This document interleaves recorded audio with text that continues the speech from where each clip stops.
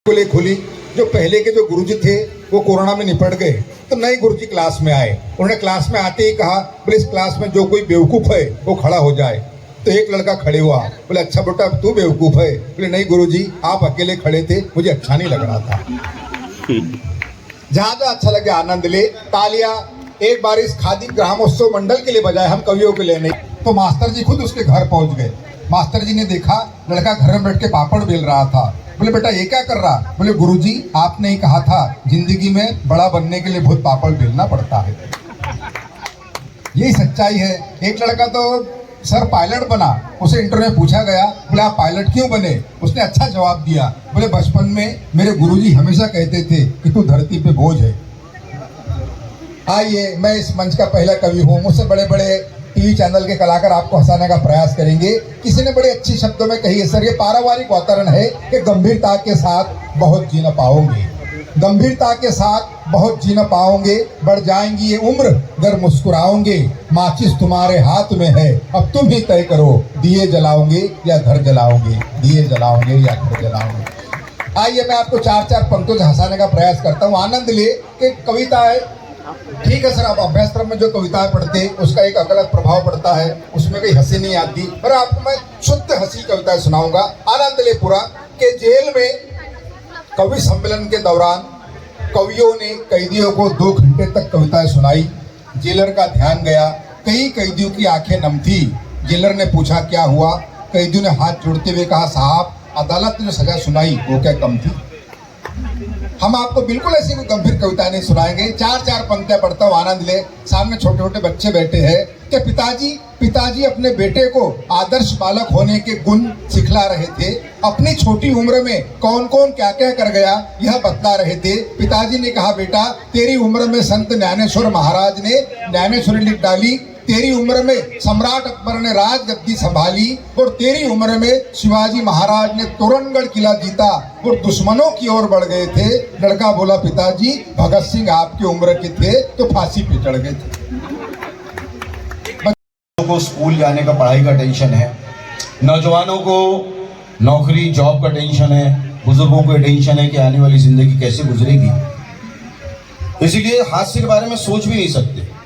वैसे हास्य 2 तरह के होता है। एक वो होता है जो दिल से आदमी जब हंसता है, वो किसी चीज़ को पढ़कर, किसी चीज़ को देखकर हंसता है, किसी चीज़ को सुनकर हंसता है। और ऐसे मौके बहुत कम आते हैं कि हास्य के कार्यक्रम का आयोजन किया जाए। और एक दूसरा है जो आजकल हास्य आप देख रहे हैं, मजबूरी है कि कुछ लोगों ने ग्रुप बनाए हैं, सुबह गार्डन में जाते हैं लाफ्टर क्लब के नाम पे और फिर हा हा हा ऊपर हाथ करके हंसते हैं। वो भी एक हंसी है, लेकिन वो एक आर्टिफिशियल हंसी है। बहरहाल शुरू करता हूँ इस उम्मीद के साथ कि जैसा कि एजाज ने भी कहा कि किसी भी कार्यक्रम की सफलता वहाँ मौजूद दर्शकों की संख्या पर निर्भर नहीं होती है। इतने कम भी जो बैठे हुए प्यारे प्यारे दर्शक हैं वो अगर चाहें तो इस कार्यक्रम को सफल बना सकते हैं।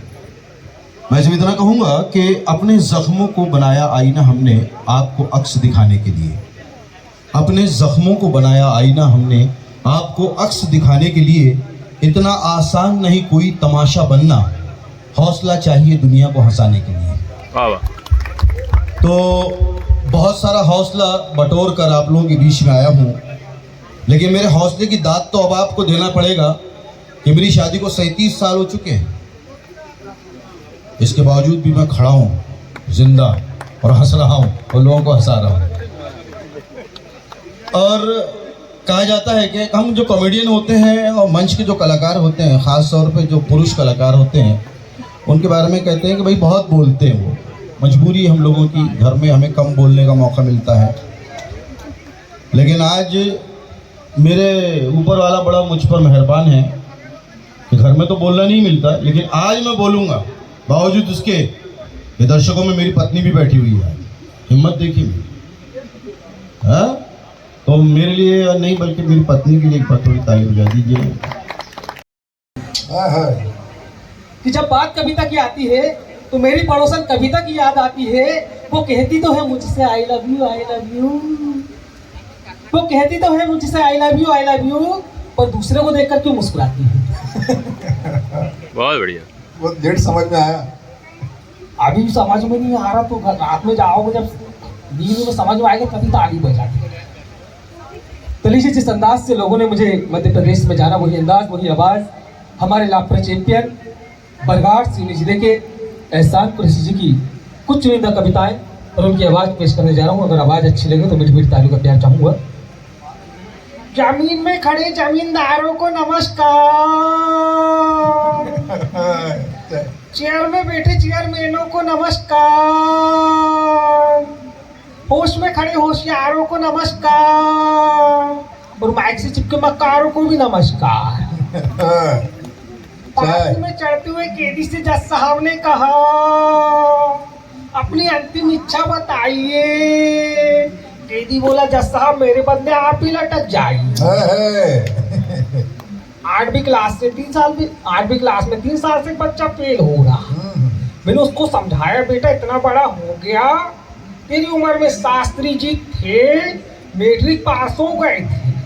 बच्चा फौरन बोला, सर ज्यादा ज्ञान मत बांटो, आपकी उम्र में भगत सिंह फांसी लटक गए थे।